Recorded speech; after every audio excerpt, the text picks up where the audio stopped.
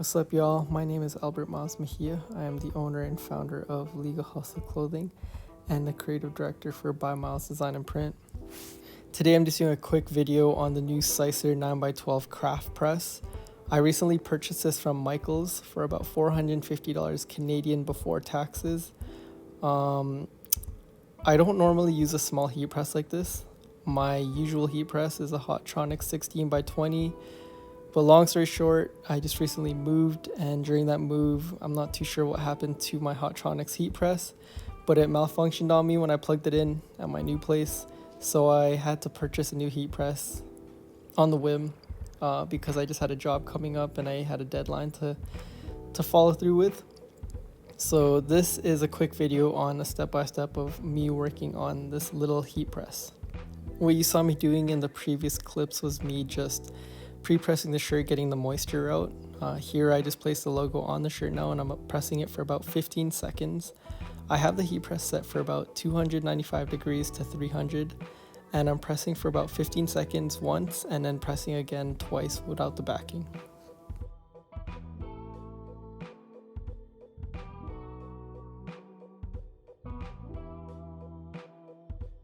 So after pressing the front, we're now pressing the back. Again, I am pre-pressing the shirt or the material now in the back just to get the moisture off the back part of the shirt. With pre-pressing, this actually helps the HTV adhere better to your garment. From things I've learned or people I've spoke to, without pre-pressing the garment, you risk the HTV not adhering well to the shirt, and if your customer washes the shirt or if you wash your shirt or the garment, the HTV can actually come off. Another thing I've done for technique was using a pressing pillow. It just helps with getting some of the creases out. And the neckline, when I'm pressing the back shirt, sometimes the neckline, if you don't have a heating pillow or a pressing pillow, it actually leaves the lines and the marks. So here I'm just adjusting the heat press and pressing down on the logo. The logo was about 12 inches wide, so it's almost the max size of the heat press. And it comes down to about maybe 10 inches in height. Right now, I'm just doing multiple presses because, again, it is a bigger design than the heat plan itself, so you do have to adjust. So what I did here was I pressed half the design for about 15 or 8 seconds, and then I did the other half for about 8 seconds, took the backing off, and now I'm starting to do the full. In the beginning, I did have the pressing pillow or the heat pillow. Then I decided, you know what, I can probably press this without it. So what you saw me do right there is I inserted a smaller pillow just to kind of get the pressing for the top part of the design, just so I wouldn't get the neckline creases in or like embedded in the shirt. So pressing on a smaller press like this does take a bit of time compared to a bigger heat press.